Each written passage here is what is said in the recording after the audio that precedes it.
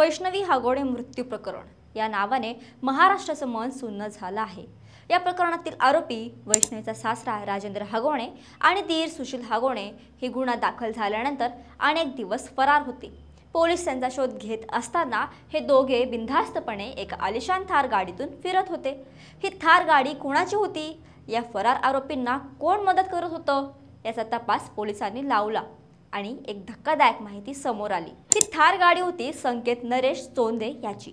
पण ही ओळख इथेच थांबत नाही, कारण या चोंदे कुटुंबाची कहाणी ऐकल्यावर तुम्हाला कदाचित हागोणे प्रकरणापेक्षाही जास्त धक्का बसेल।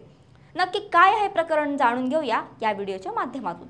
नमस्कार, मी मृतुला आणि तुम्ही पाहताय थोडक्यात। व्हिडिओला सुरुवात करण्यापूर्वी एक आठवण, हा व्हिडिओ शेवटपर्यंत नक्की पहा, कारण यातील एक एक तपशील अत्यंत महत्त्वाचा आहे आणि तो तुम्हाला नक्कीच हैराण करेल।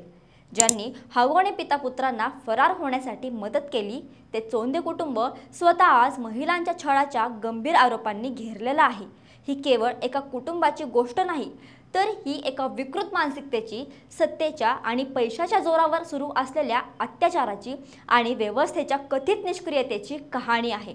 आज आपण हागोणे प्रकरणाला जोडल्या गेलेल्या या चोंदे कुटुंबाच्या काळ्या कारनाम्यांचा पर्दाफाश करणार आहोत। पोलिसांनी तपास सुरू केल्यावर त्यांना कळलं की राजेंद्र आणि सुशील हागोणे यांना फरार होण्यासाठी भूगावचा संकेत चोंदे मदत करत होता। त्यानेच आपली थार गाडी या दोघांना वापरायला दिली होती। पोलिसांनी ही थार गाडी आणि संकेतचा भाऊ सुयश चोंदे याची क्रेटा गाडी जप्त केली आहे। सुयश चोंदेला यापूर्वी हागोणेंना मदत केल्याप्रकरणी अटकही झाली होती।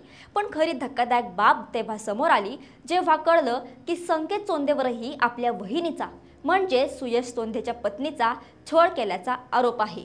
म्हणजे ज्यांच्यावर महिलांच्या छळाचे आरोप आहेत त्यांना मदत करणारेही त्याच प्रकारच्या आरोपांमध्ये अडकलेले आहेत। हा योगायोग आहे की एका विकृत साखळीचा हा भाग आहे। या प्रकरणातील सर्वात वेदनादायी भाग आहे सुयश चोंदेच्या पत्नीने केलेले आरोप। या महिलेने पुढे येऊन आपल्या सासरच्या लोकांवर जे आरोप केले आहेत ते ऐकून अक्षरशः अंगावर काटा येतो। तिने आपले पती सुयश चोंदे, दीर संकेत चोंदे, सासरा निरेश चोंदे आणि सासू वैशाली चोंदे यांच्या विरोधात पोलीस आणि महिला आयोगाकडे तक्रार केली आहे। तिची कहाणी ऐकल्यावर चोंदे कुटुंबातील महिलांची स्थिती किती भयावह असू शकते याची कल्पना येते। या महिलेच्या म्हणण्यानुसार तिच्या लग्नात माहेरहून 2 लाख रुपये हुंडा आणि 2 तोळे सोन्यात देण्यात आलं होतं। पण लग्नानंतरही चोंदे कुटुंबाची पैशांची हाव संपली नाही। तिच्याकडे वारंवार पैशाची मागणी केली जात होती आणि पैसे न दिल्यास तिला मारहाण केली जात होती। तिचा शारीरिक आणि मानसिक छळ केला जात होता। हा छळ इतका असह्य झाला की या महिलेने आपल्या जीवनाचा अंत करण्याचा म्हणजेच आत्महत्येचा प्रयत्नही केला होता। विचार करा, कोणत्या परिस्थितीतून गेल्यानंतर एखादी स्त्री इतकं टोकाचं पाऊल उचलू शकते। या महिलेने आपल्या सासूवर म्हणजेच वैशाली चोंदेवर काळी जादू करत असल्याचा धक्कादायक आरोप केला आहे। घरात अशा अघोरी प्रथा चालत असतील तर तिथलं वातावरण किती भीतीदायक असेल। इतकंच नाही तर तिने आपला नवरा सुयश चोंदेवरही विकृत आरोप केले आहेत। सुयश तिला अश्लील व्हिडिओ दाखवून शरीर संबंध ठेवण्यासाठी जबरदस्ती करत असे आणि याहूनही धक्कादायक म्हणजे तिचा नवरा सुयश आणि दीर संकेत हे सासू वैशाली चोंदे समोरच गांजा ओढत असे, असंही तिचा आरोप आहे। एका घरात ड्रग्ज, विकृत लैंगिक चाळे आणि काळी जादू हे सगळं ऐकूनच विश्वास बसत नाही। चोंदे कुटुंबातील पुरुषांच्या जीवनशैलीवरही तिने गंभीर आरोप केले आहेत। तिच्या म्हणण्यानुसार घरात सकाळपासून रात्रीपर्यंत दारू पिणं आणि मुलींना घेऊन फिरणं हे त्यांचं रोजचं काम होतं। तिने एका महिलेच्या नावाचा उल्लेख केला आहे जी मुळशीतील मुलांना मुली पुरवण्याचं काम करते। ही महिला मुलांना मुलींचे फोटो पाठवायची, ते त्यातून मुली निवडायचे। आपल्याला याबद्दल माहिती होती, आपण मोबाईलमध्ये हे पाहिलं होतं आणि त्याचे स्क्रीनशॉट्स काढून ठेवले होते, असं ती ठामपणे सांगते।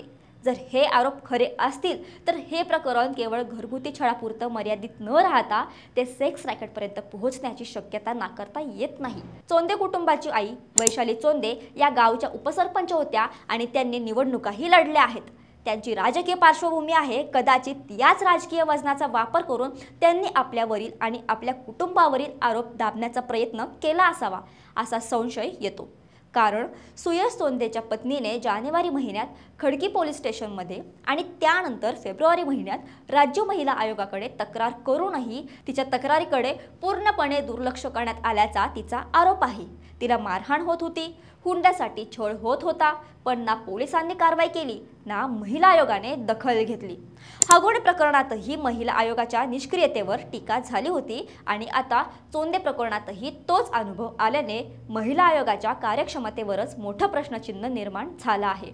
या संस्था महिलांना न्याय देण्यासाठी आहेत, त्या जर अशा प्रकारे निष्क्रिय राहत असतील तर पीडित महिलांनी कोणाकडे पाहायचं? सध्या चोंदे बंधूंची बावधन पोलिसांकडे चौकशी सुरू आहे। सुयश चोंदेंवर त्याच्या पत्नीने दिलेल्या तक्रारीवरून धमकी दिल्याप्रकरणी अदाखलपत्र गुन्हा दाखल करण्यात आला आहे। त्याला नोटीसही बजावण्यात आली आहे। पण अदाखलपत्र गुन्हा म्हणजे काय? तो पुरेसा आहे का? इतके गंभीर आरोप असतानाही चोंदे कुटुंबातील एकाही सदस्याला अद्याप का अटक झालेली नाही? केवळ हगवण्यांना मदत केल्याबद्दल सुयशला अटक होते, पण स्वतःच्या पत्नीचा इतका गंभीर छळ केल्याचे आरोप असतानाही तो मोकाट कसा? हे प्रश्न अनुत्तरित आहेत। वैष्णवी हगवणे प्रकरण आणि आता त्याला जोडला गेलेलं चोंदे कुटुंब प्रकरण हे केवळ 2 कुटुंबांपुरतं मर्यादित नाही। हे आपल्या समाजातील एका गडद वास्तवाचं प्रतिबिंब आहे, जिथे महिलांचा छळ होतो, जिथे पैशाच्या आणि सत्तेच्या जोरावर प्रकरण दाबण्याचा प्रयत्न होतो आणि जिथे न्याय मागणाऱ्या पीडितेचा आवाजच दाबला जातो। सुयश चोंदेच्या पत्नीने आपल्याला आणि आपल्या मुलाला न्याय मिळावा अशी आर्तहाक दिली आहे। तिची ही हाक व्यवस्थेपर्यंत पोहोचेल का?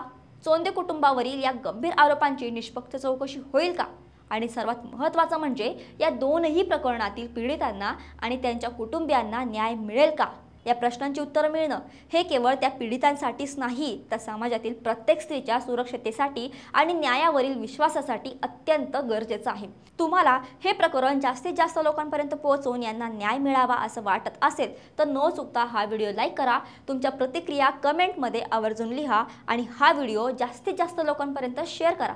तुमचं एक पाऊल पीडितांना न्याय देऊ शकतं। जाता जाता एक आठवण, अशाच माहितीपूर्ण व्हिडिओसाठी थोडक्यातला फॉलो आणि सबस्क्राईब करायला विसरू नका।